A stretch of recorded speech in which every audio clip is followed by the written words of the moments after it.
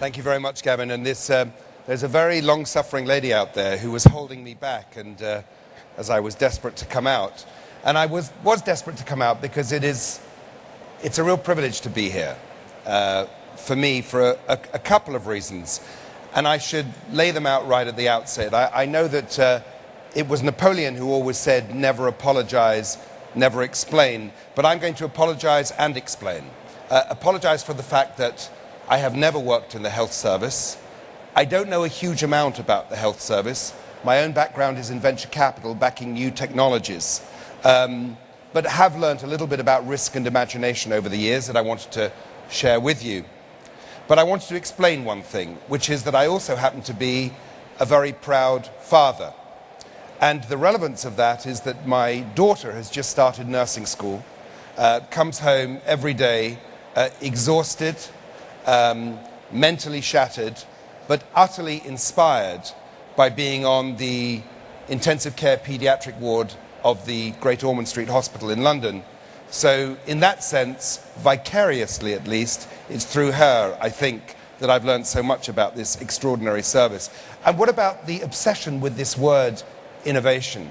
You know, if we're not careful, innovation joins the other great words of our time, transformational change and paradigm shift, words which have come to mean absolutely nothing. But I'm sure you'll agree with me that if innovation, certainly in the context of health, means anything other than enhancing people's lives, then it is not doing its job. And I think that's the other thing which binds us here together. But I think what I wanted to do today is start off by suggesting to you that the great American writer Tom Friedman is absolutely wrong. You know, it was Tom Friedman who said that the world is flat.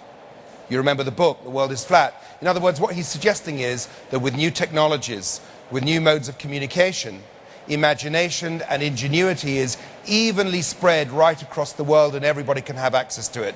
And you know and I know that that is absolutely not true. The world is not flat. That there are pockets of extraordinary ingenuity and imagination and innovation, and there are other pockets which aren't.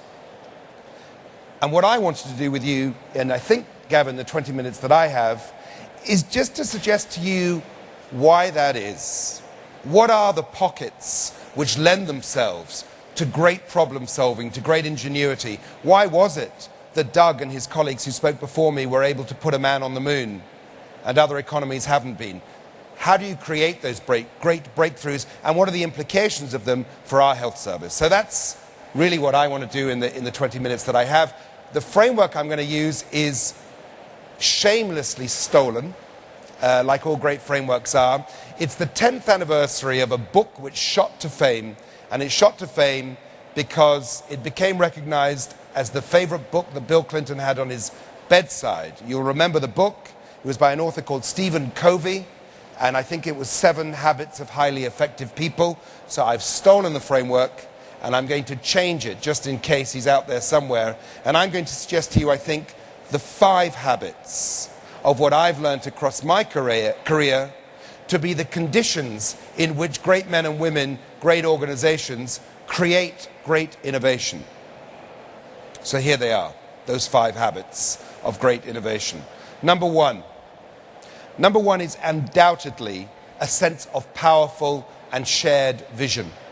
And let me tell you what I mean by that.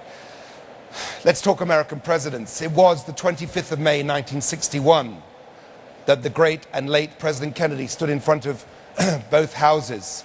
I'm sure Gavin Esther will tell me I've got my dates wrong, but nonetheless, it was he who stood in front of both houses and said, "We'll put a man on the moon in 10 years. You remember the speech. And of course, President Kennedy was influenced by Sputnik, and of course, President Kennedy was influenced by the Cold War. And of course, he achieved his great aim. But he did one more thing with that extraordinarily bold and courageous sense of vision. With that statement, he unleashed the imagination and ingenuity of hundreds and thousands of Americans right across the country, for whom the great challenge of technological innovation, of new ways of solving problems, of what was literally reaching for the stars, became a sense of national purpose. And in no small measure, the United States of America is still benefiting from that sense of shared vision and shared purpose, of problem solving and of creativity and of curiosity. You know, I got into trouble last year, and I hope there's nobody out there to whom this is relevant, because I got a phone call from a newspaper about 18 months ago following the establishment of something called the Department of Innovation, Universities and Skills. And you remember that department, do you? And they said, well, you must be delighted because you're very interested in this business of innovation. To which I said, you know, were I to be the Prime Minister and I wanted to foster and galvanize innovation in this country, the last thing I would do would be to set up a Department of Innovation. So, well, 18 months later. But leaving that aside, why do I say that? Because what President Kennedy understood is that the business of capturing the imagination of a country is not relegated to a little government department in whom nobody takes any interest. The business of galvanizing the attention and the imagination of a country comes from the top and is driven right through the grain of that country. So I think that's the first habit that I wanted to suggest to you. Number two, I think the second habit of great innovative societies and economies is all about a culture of experimentation. And you know what I mean by that. My own background in venture capital, backing new technologies, and many of you are involved in that business, is that great technologies, great disruptive technologies, have at their heart failure. I think you've all learnt that. That if great technologies are not constantly failing as they're being developed, they will never get to any kind of realistic market.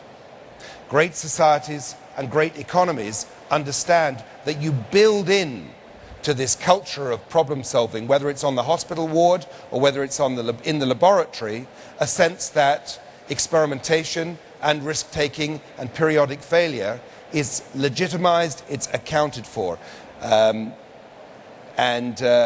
think that what we've increasingly learnt, and we've learnt it very much from these guys at the National Health Service, what we've increasingly learnt is that you do not need to make a choice between taking risk, being very imaginative and very ingenious on the one hand, and being profoundly committed to standards and to quality on the other. You know, my favorite moment in my least favorite television program, The Apprentice, was when Sir Alan, or is it Lord Alan, asked the assembled team when they finished the next round of jobs, their latest job was that they had to produce some kind of experimental design for some kind of dog food or something like that. I can't quite remember what it was.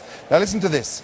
The moment that the candidates heard the words experimental design, it was as if they had a total metamorphosis.